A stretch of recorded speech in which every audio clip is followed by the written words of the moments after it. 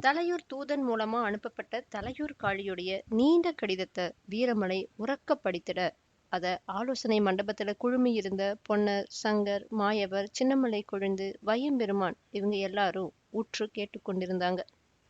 மண்டபத்துடைய ஓர பகுதியில திரை சீலைக்கு அருகில அருக்காணி தங்கம், அவளுடைய தோழிகளான கன்னி பெண்கள் முத்தாயி, பவளாயி ஆகியோர் அமர்ந்து தலையூர் கடிதத்துல தங்களுடைய முழு கவனத்தையும் செலுத்தியவாறு இருந்தாங்க. கடிதம் தலையூர் காளியின் கையொப்பமிட்டு மாயவருக்கு எழுதப்பட்டிருந்துச்சு. நடைமுறையில் தங்களுக்கும் எனக்கும் இடையே கருத்து வேறுபாடுகள் பல நேரங்களில் ஏற்பட்டிருந்தாலும் கூட தலையூர் நாடு வளமாக இருக்க வேண்டும், தலையூர் மக்கள் நிம்மதியாக வாழ வேண்டும் என்ற பொதுவான நல்ல எண்ணத்திற்கு எப்போதுமே நம்மிடையே குந்தகம் வந்தது கிடையாது.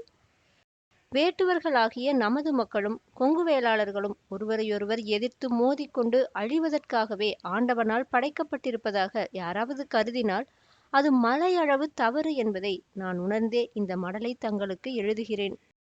வளநாட்டின் மீதோ அதனை ஆளுகின்ற பொன்னர் சங்கர் மீதோ காழ்ப்பு கொண்டு பழி தீர்க்கும் வரையில் ஓய்வதில்லை என தலையூர் அரசு சபதம் செய்து கொண்டு செயல்படுவதாக தாங்கள் நினைக்க தேவையில்லை. பல்வேறு சூழல்கள், பல்வேறு காரணங்கள் இரு நாடுகளுக்கிடையே பகையை அதிகமாக வளர்த்துவிட்டன என்பதை நான் மறுப்பதற்கில்லை. குன்றுடையார், செல்லாத்தா கவுண்டர் இருவரது குடும்ப பகையால் ஏதேதோ நடந்துவிட்டது. எனது நிலையோ எனது புரவலராக என் தந்தை பெரிய காளி மன்னரால் நியமிக்கப்பட்ட செல்லாத்தா கவுண்டருக்கு பரிவு காட்டுகிற கட்டாயத்துக்கு உட்படுத்தப்பட்டதாகும் என்பதை தாங்கள் மிக நன்றாகவே அறிவீர்கள். என்னிடம் பெரும் படையுண்டு என்பதை நான் சொல்லி தாங்கள் புரிந்து கொள்ள வேண்டியதில்லை. ஆரிச்சம்பட்டி போரை தொடர்ந்தோ, சங்கரமலைக்கோட்டை போரை தொடர்ந்தோ, வீரப்பூர் காட்டில் எமது வீரர்கள் சங்கரால் விரட்டியடிக்கப்பட்டதையும் வீழ்த்தப்பட்டதையும் தொடர்ந்தோ, அல்லது நான் துணை நின்றே தீர வேண்டிய செல்லாத்தா கவுண்டரின் மணிமுடி வளநாட்டில் பறிக்கப்பட்டதைத் தொடர்ந்தோ தலையூர் பெரும் படையை சாவா வாழ்வா என்ற கேள்விக்கு பதில் காணும் வகையில் பயன்படுத்தியிருக்க முடியும். அப்படியொரு ஆத்திரம் என் நெஞ்சில் அனலாக கிளம்பிய போது நீங்கள்தான் என் எதிரே அரூபமாக வந்து நின்று அவசரப்படாதே காளிமன்னா என்று அமைதிப்படுத்துவது போல் தெரிந்தது. இரு நாட்டு படைகளும் முழுமையாக மோதிக்கொள்கிற இறுதி போர் நிகழுமேயானால் மிக பெரும் இழப்பு இரு தரப்பிலும் ஏற்படும். இரு நாட்டு மக்கள் மட்டுமின்றி இடையேயுள்ள பல நாட்டு மக்களும் அவதிக்கு ஆளாவார்கள். இவற்றையெல்லாம் எண்ணி பார்த்துத்தான் தங்களிடம் தனித்து பேசி நல்ல முடிவு ஒன்றை எடுக்கலாம் என்ற தீர்மானத்துக்கு வந்துள்ளேன். சொன்னால் ஆச்சரியப்படுவீர்கள். இந்த என் முடிவுக்கு செல்லாத்தா கவுண்டர் அவர்களும் ஆர்வத்தோடு உடன்பட்டிருக்கிறார். தங்களையும் தங்களது தீர்க்க தரிசனமிக்க அறிவாற்றலையும் நான் இழந்தது மட்டுமல்ல, தங்களை ஈன்றெடுத்த தலையூர் நாடு இழப்பதற்கும் நானே காரணமாக இருந்துவிட்டேன். திருந்துவது, பின்னர் பிறிதொரு தவறு செய்வது, இதுதானே தலையூர் காளியின் இயல்பு என எள்ளி நகையாடி என் கோரிக்கையையே அலட்சியப்படுத்தி விடாதீர்கள். அதே சமயம் இந்த கடிதம் போர் முனையில் சந்திக்க பயப்படுகிற ஒரு கோழையின் கூக்குரல் என்றும் எண்ணிவிடாதீர்கள். என்னை உணர்ந்த தாங்கள் அப்படி எண்ண மாட்டீர்கள் என்று எனக்கு தெரியும். வீண் பகையை வளர்த்து கொண்டு இரு நாடுகளும் தத்தமது மக்களின் வாழ்வை நிலைகுலைய செய்வதால் யாருக்கு பலன் ஏற்பட போகிறது என்ற கவலையின் விளைவே இந்த கடிதம். எனவே என் வேண்டுகோளை ஏற்று தாங்கள் தலையூர் மாளிகைக்கு ஒரு முறை வருகை தர கேட்டுக்கொள்கிறேன். போரை தவிர்த்து கொண்டு எதிர்பார்ப்பு பரபரப்புகள் எதுவுமின்றி அமைதியான சூழலில் தலையூர் ஆயினும் வளநாடாயினும் மக்களின் நல்வாழ்வை மட்டும் முன்னிலைப்படுத்தி ஆட்சி நடத்துவதற்கு ஏற்ப இனிய முடிவுகள் உருவாகிட பூர்வாங்கமாக நாம் இருவரும் பேசுவதற்காகவே தங்களுக்கு இந்த அன்பழைப்பை விடுத்துள்ளேன். எனது தூதன் வாயிலாக தங்கள் வருகை குறித்த விபரம் தெரிவிப்பீர்கள் என நம்புகிறேன். இப்படி அந்த கடிதத்துல எழுதப்பட்டிருந்துச்சு. வீரமலை முகத்தை சுழிச்சவாறு கடிதத்தை படிச்சு முடிச்ச உடனே, முடியவே முடியாது, பழி வாங்கப்பட வேண்டிய பகையுடன் உறவா? தலையூர் காளி, செல்லாத்தா கவுண்டர், மாந்தியப்பன் இவர்களுக்காக நான் ஓங்கிய வாள் அந்த அரும் பணியை முடிக்கும் வரையில் உரைக்குள் புகாது. கிழித்தெறியுங்கள் தலையூரான் கடிதத்தை. அடடா, எப்படி கீதோபதேசம் செய்திருக்கிறான்! வேங்கை ரத்தம் கசியும் நாக்கோடு வேதாந்தம் பேசுவது போல. இப்படி ஆர்ப்பரித்து எழுந்தான் சங்கர். பொன்னர் அவனை அமைதிப்படுத்தி, பொறுமையா இரு சங்கர், இந்த கடிதத்தின் உண்மையான நோக்கம் என்ன? திடீரென்று தலையூர் காளிக்கு அறிவோதயம் ஏற்பட்டது ஏன்? சூதுமதி கொண்டு தீட்டப்பட்ட மடலா, அல்லது நிலையுணர்ந்து எழுதப்பட்ட நேர்மை மிக்க வாசகங்களா? இதனை நம்மை விட சரியாக உணர்ந்து சொல்லக்கூடியவர் மாயவர். அவர் என்ன சொல்லுகிறார் என்று பார்ப்போம் அப்படின்னு சொன்னான். நான் குறுக்கிடுவதற்காக மன்னித்துக் கொள்ளுங்கள் அண்ணா அப்படின்னு சொன்னவாறு மெல்லிய திரை சீலைய சிறிதளவு விலக்கிக் கொண்டு எட்டி பார்த்தா அருக்காணி தங்கம். அவ அப்படி என்ன சொல்ல போறான்னு அண்ணன்மார்களும் மாயவரும் மத்தவங்களும் ஆவலோடு எதிர்நோக்குனாங்க. மாயவருக்கு வந்துள்ள கடிதம் ஒரு மாயக்கடிதம். இதில் ஏதோ சூழ்ச்சி நிச்சயமாக இருக்க வேண்டும். என்னையே அபகரிக்க திட்டமிட்டு என் தோழி குப்பாயி உயிருக்கே உலை வைத்த தலையூரான் தானே எவ்வளோ ஒரு வேசியை சோழ நாட்டு இளவரசி போல ஜோடித்து இங்கே அனுப்பியவன். இன்று சமாதான விரும்பி போல் நடிக்கும் அந்த சண்டாளன் தானே எனது அண்ணன்மார் இருவரையும் குழந்தை பருவத்திலேயே கொல்ல திட்டமிட்டவன். குலகுருவாம் ராக்கியனரின் தியாகத்தை மறந்துவிடப் போகிறோமா? அவர் செய்துள்ள சபதத்தை குப்பையில் போட்டுவிடப் போகிறோமா? இன்னும் பல ஆண்டு காலம் வாழ வேண்டிய நமது தாய் தந்தையரை யாரால் இழந்தோம்? தலையூர் தளபதியினால் அல்லவா? இன்றைக்கு அவன் இச்சகம் பேசுகிறான், நாடு என்கிறான், நாட்டு மக்கள் என்கிறான். அந்த சகுனி மனிதர் செல்லாத்தா கவுண்டரையும் மனித பிறவியே அல்லாத மாந்தியப்பனையும் தன்னருகே வைத்துக்கொண்டு தலையூரான் பேசும் அமைதி வழியில் ஏமாந்தால் அது நம்மை ஆபத்தான வழியில் கொண்டு போய் தள்ளிவிடும். இப்படி அருக்காணி தங்கம் படபடன்னு பொறிஞ்சு தள்ளுனான். தங்கையோட வீர உணர்வு கண்டு பொன்னர் புன்னகை புரிந்தா. சங்கரோட கண்கள்ல கனலோ புனலோ சேர்ந்து எழுந்துச்சு. தங்கம் அப்படின்னு அன்பு ததும்ப தங்கைய அழைச்சு கொண்டே அவளுக்கு பக்கத்துல போனான் பொன்னர். அண்ணன் தன்னருகே வந்ததால ஆத்திரம் தணிந்து விடல அருக்காணிக்கு. தலையூரான் சூதாக கடிதம் எழுதியிருந்தா அதுல போய் சிக்கிக்கிறது தீது அப்படிங்கிறதுதான் அவளோட முடிவான கருத்து. தங்கம், நடந்தவைகள் எதையும் நான் மறந்துவிடவில்லை. தலையூர் காளி மன்னன் நேற்று வரையில் துரியோதனனாக இருந்தவன் இன்றைக்கு திடுமென தர்மராக மாறிவிட்டான் என்றும் நான் நம்பவில்லை. ஆனால் ஒன்று, இப்போது எழுதப்பட்டுள்ள கடிதம் தலையூர் காளி என்ற தனிப்பட்ட ஒருவன் மாயவருக்கு தனிப்பட்ட முறையில் எழுதியது அல்ல என்பதை மறந்துவிடக்கூடாதுன்னு பொன்னர் சொன்னான். ஆமண்ணா, அவன் மாயவருக்குத்தான் எழுதியிருக்கிறான்னு அருக்காணி சொன்னான்.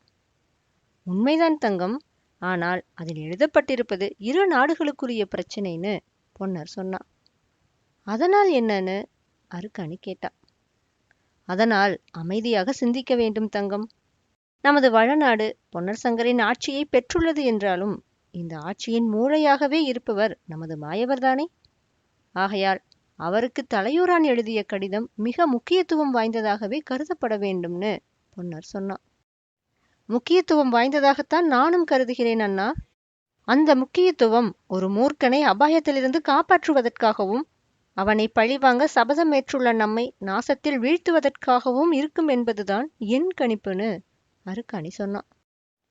அருக்காணியோட இந்த கருத்தை எழுத்துக்கு எழுத்து ஆமோதிப்பவன போல சங்கர் அவங்க இருவருக்கு பக்கத்துல விரைந்து நடந்து, தங்கம் சொல்வதுதான் சரி. பழி தீர்க்கப்பட வேண்டிய பகைவனிடத்தில் என்ன பூர்வாங்க பேச்சு வேண்டி கிடக்கிறது? மாயவரை நாம் அனுப்பி வைப்பதாகவே எண்ணி பார்ப்போம். என்ன நடக்கும்? அவருக்கு ஏதாவது விபரீதம் நடக்கும். அல்லது செல்லாத்தா கவுண்டரிடம் வளநாட்டை திருப்பி கொடுத்துவிட வேண்டுமென்று சமாதான பேச்சு நடக்கும். ஆரிச்சம்பட்டி, சங்கரன்மலை கோட்டை, குடையூர் ஆகிய இடங்களில் தலையூர் தலையிடாது என்று உறுதியளித்து வளநாட்டை அவர்கள் பெற்றுக்கொள்வார்கள். இப்படி ஒரு கேவலமான ஒப்பந்த பேச்சு தேவையா அப்படின்னு முழக்கமிட்டான். நான் என்ன சொல்ல வருகிறேன் என்பதையே நீயும் நல்ல தங்கம் அருக்காணியும் யோசித்ததாக தெரியவில்லை. இரு நாடுகளுக்கும் உள்ள பகை உணர்வினால் பாதிக்கப்பட போகிறவர்கள் இரு நாட்டு குடிமக்கள். அவர்கள் நம்மை தவறாக கருதக்கூடாது என்பதே என் அக்கறை. சமாதான பேச்சுக்கு தயார் என்று தலையூர் மன்னன் கடிதம் அனுப்பினானாம். ஆனால் அந்த பொன்னர் சங்கர் இருவரும் போரையே விரும்பினார்களாம் என்ற பொல்லாத விமர்சனங்கள் நம்மை பற்றி புற்றீசல் போல புறப்படுவதற்கு எதற்காக நாம் வழி திறக்க வேண்டும்? மாயவரை அழைத்திருக்கிறான். அதை மதித்து மாயவர் போகட்டும். என்னதான் தலையூர் மன்னன் சொல்கிறான் என்பதை கேட்டு வந்து சொல்லட்டும். அதற்குள் எதற்காக நாம் தேவையற்ற கற்பனைகளை செய்து கொள்ள வேண்டும்? இப்படி பொன்னர் சொன்னான். அழைக்கப்பட்ட மாயவருக்கு தலையூர் அரண்மனையில் ஏதாவது ஆபத்து விளைவிக்கப்பட்டால்?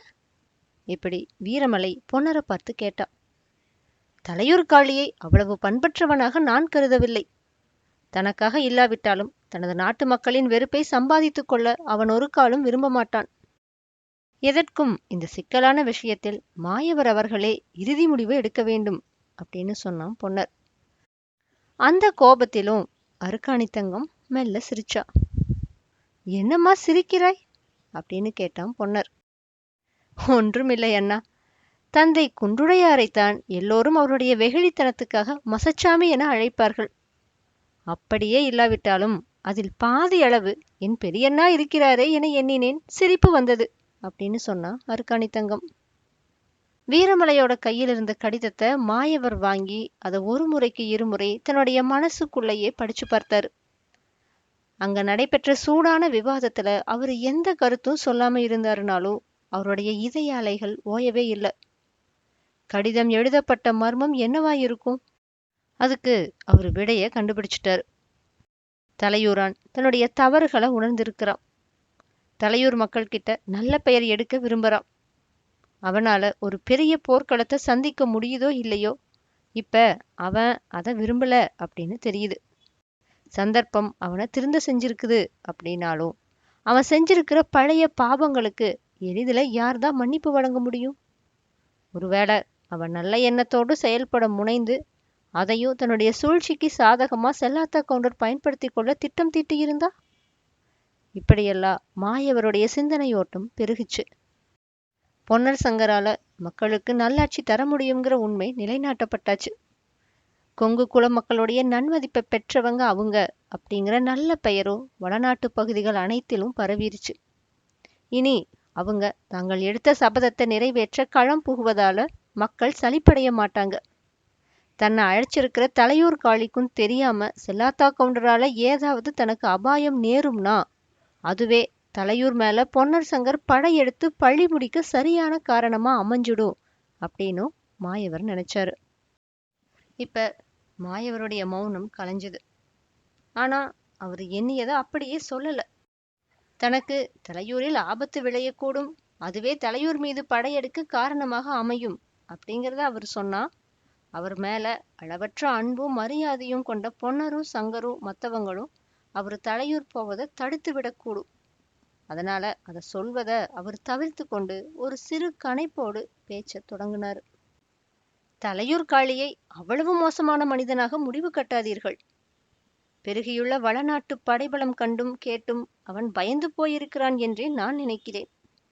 அதனால்தான் இப்போது இறங்கி வருகிறான்.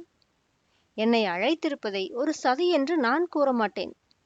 தலையூரின் பழைய அமைச்சர் என்ற மரியாதையும் அன்பும் என்றுமே அவனுக்கு என்பால் உண்டு. அழைப்பை ஏற்று அவனை சந்தித்து பேசித்தான் பார்ப்போமே. பேசுவதின் காரணமாக எல்லாமே முடிந்துவிட்டது என்று ஏன் முதலிலேயே கணிக்க வேண்டும்? மாயவர் சொன்னதை ஏற்றுக்கொண்டவர்கள் மாதிரி ஆலோசனை மண்டபத்துல இருந்தவங்க மௌனமா காணப்பட்டாங்க. மாயவர் பொன்னரை பார்த்து, ஆகட்டும், தலையூருக்கு ஒப்புதல் பதில் அனுப்புக அப்படின்னு சொன்னாரு. உடனே பொன்னர் வீரமலை கிட்ட சொல்லி தலையூர் தூதனை உடனே அழைத்து வருமாறு சொன்னான். மாயவரோடு வீரமலையும் தலையூர் செல்வதுன்னு முடிவாச்சு.